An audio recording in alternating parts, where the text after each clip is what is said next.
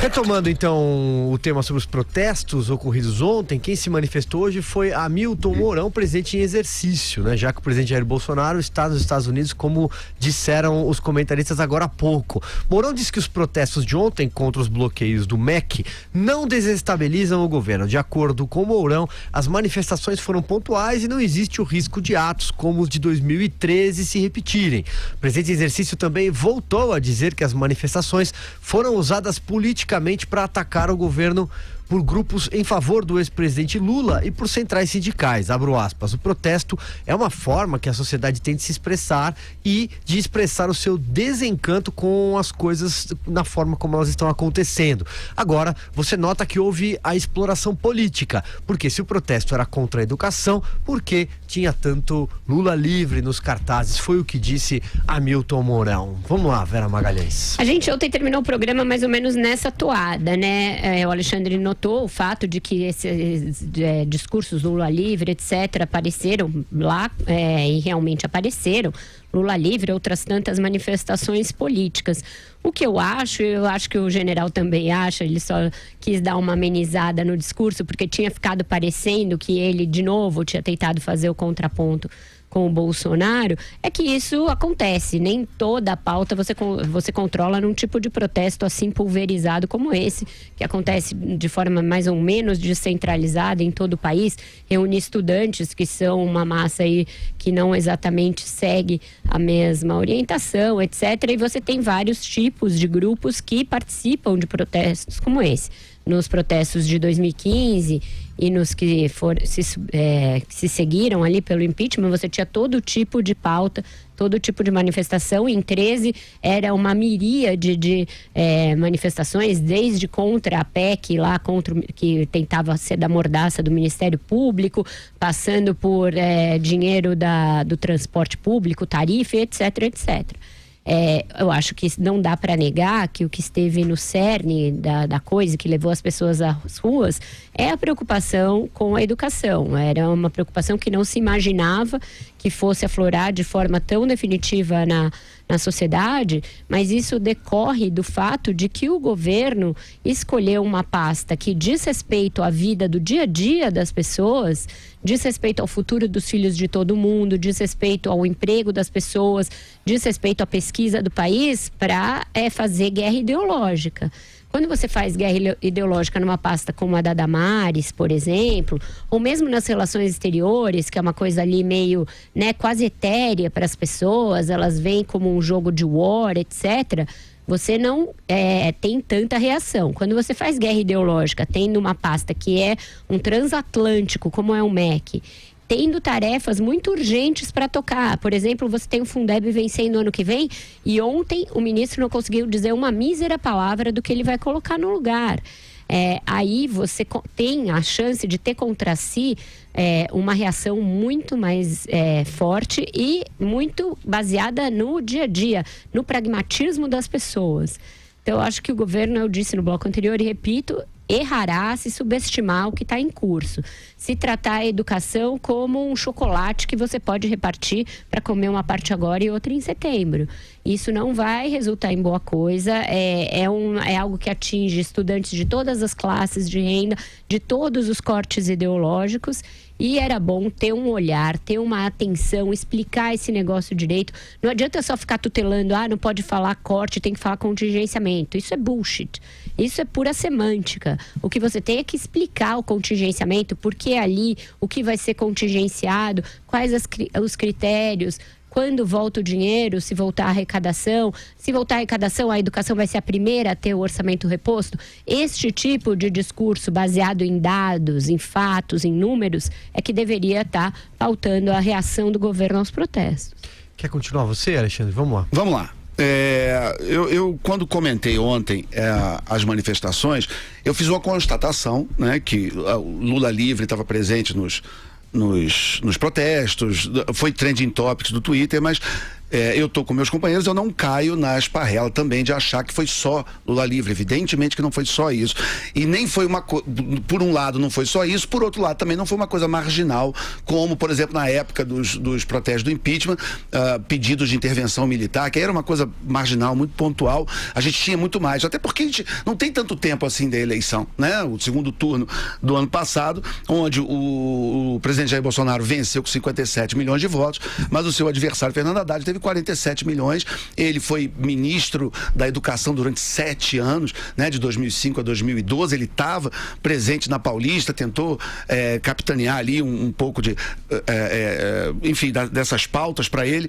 Então, você teve as duas coisas. Você teve presença político-partidária de um discurso oposicionista ao presidente, e você teve também quem foi simplesmente falar de educação, de pautas diretas de educação, mas também teve de tudo. Aí, se a gente for olhar tudo, teve gente reclamando de decreto de arma, tinha para todo gosto você encontrar, mas foram manifestações significativas, tinha muita gente na rua. Esse é outro ponto importante. Eu cheguei a discutir com uma pessoa nas redes sociais, onde ele estava postando, essa pessoa estava postando foto como se tivesse esvaziado aqui na Paulista, que seria fake news, e eu tive que lembrar para ele que aqui a Jovem Pan é na Avenida Paulista. A gente está aqui, a gente está vendo, né? E realmente há muita gente. Não me agrada dizer isso, não estou dizendo isso porque me dá prazer de ter muita gente ontem na manifestação, mas tinha, é fato, né?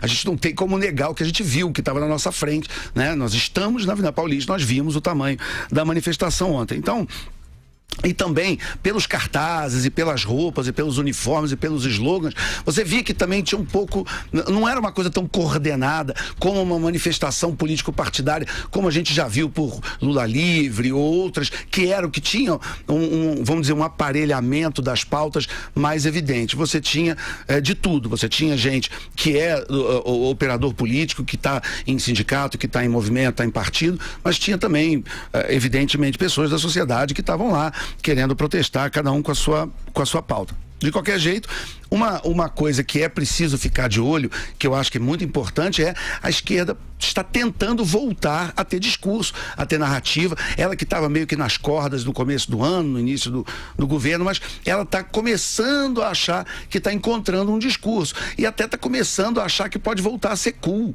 a voltar a ter um charme. Porque até, e nós podemos botar, não apenas do Jair Bolsonaro, mas a direita, o antipetismo, junto do lavajatismo, de 2013, 14 para cá, a gente viu esse lado do debate político ganhar força, ganhar engajamento nas redes sociais, ganhar as ruas, enfim, isso é um fenômeno que o Brasil viu, principalmente de 2015 até agora. De qualquer jeito, a esquerda que estava perdendo o discurso, que perdeu a eleição de 2018, e não só no executivo, mas muito marcadamente no legislativo, foi muito evidente, mas ontem ela deu uma demonstração de que pode estar enfraquecida, mas não está morta, né? E de repente você tem aí uma pauta, como a pauta da educação, que é uma pauta positiva, que é uma agenda que todo mundo gosta de dizer, eu defendo a educação. Quem que é contra a educação,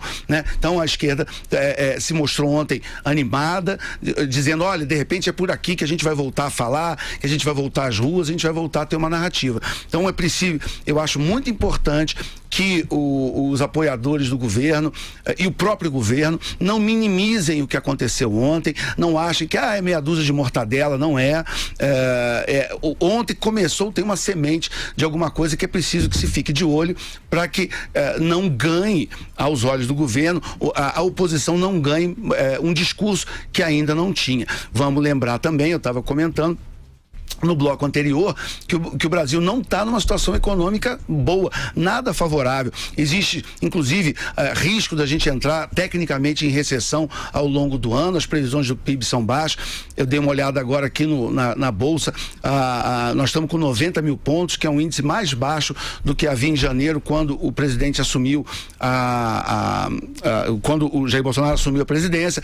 O dólar está a R$4,04, que é muito alto, né? É um dos índices históricos, é o índice mais alto do ano e um dos índices mais altos já registrados. Então, há um certo mau humor nas expectativas econômicas e é isso que a gente tem que ficar de olho. Se você tiver um quadro econômico deteriorado, que atingindo o emprego, atingindo a renda, a lucratividade das empresas, eu vi uma reportagem hoje de manhã mostrando que a lucratividade das empresas listadas em bolsas está em baixa. Então, tem um monte de problema aí colocado na mesa, junto com essa narrativa entregue de bandeja para a oposição em relação à educação. É bom que não se minimize, não se entre nessa história de rede social, dizer isso não foi nada, isso não aconteceu, é fake news. Aconteceu, e que sirva de alerta e de um sinal para que alguma coisa pode estar em gestação, que pode vir a não só a criar problemas, como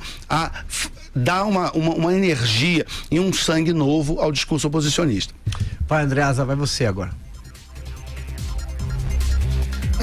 O Mourão falou o óbvio da parte de um governista, né?